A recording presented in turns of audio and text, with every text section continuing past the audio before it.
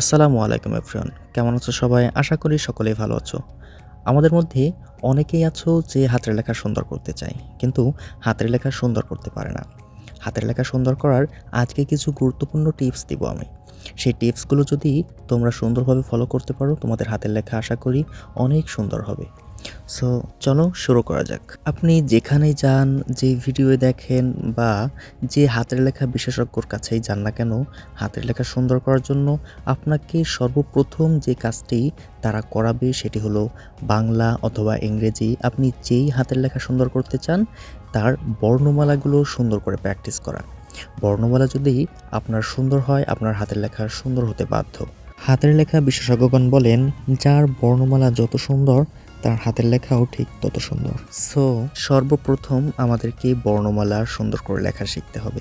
এবার আসি বর্ণমালা সুন্দর করে লেখার পর লাইন সোজা হবে কিভাবে, লাইন এবং বর্ণগুলো যখন বাক্য তৈরি করব সেটা সুন্দর হবে কিভাবে। এবার বর্ণমালা যখন আপনার সুন্দর হবে তখন আপনি যখন প্রতিটা শব্দ লিখবেন, যেমন আমি প্রথমে লিখেছি আমার লেখার পর সোনার লিখেছি, তারপরে বাংলা। আমার লেখার পরে যতটুকু ফাঁকা দিয়েছি সোনার লেখার পরে বাংলা লেখার আগে ঠিক ততটুকু ফাঁকা দিয়েছি। এভাবে দেখবেন প্রতিটা শব্দ লেখার পর সেম ফাঁকা দেওয়া আছে।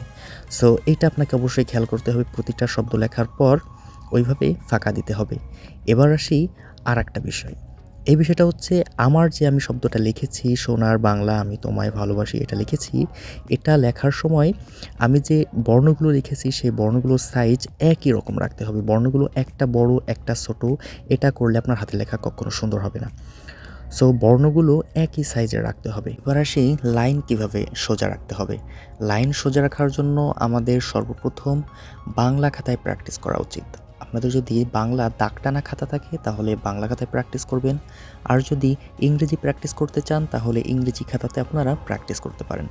এভাবে যদি আপনারা দীর্ঘদিন প্র্যাকটিস করেন বাংলা অথবা ইংরেজি খাতাতে তাহলে আপনাদের হাতের লেখা সুন্দর হতে বাধ্য। কারণ বাংলা এবং ইংরেজি খাতাতে যেই রকম দাগ টানা আছে সেইভাবে যদি আপনি প্র্যাকটিস করেন তাহলে আপনার হাতের লেখা পরবর্তীতে এই যে এরকম ম্যাথের খাতায় যখন আপনি সাদা খাতায় লিখবেন তখন আপনার হাতের লেখা অনেক সুন্দর দেখা যাবে। সো আশা করি আপনারা বুঝতে পেরেছেন যে হাতের লেখা কিভাবে সুন্দর করা যাবে। আর আপনারা পরবর্তীতে কোন ধরনের ভিডিও চান সেটাও কমেন্টে লিখে জানাতে পারেন।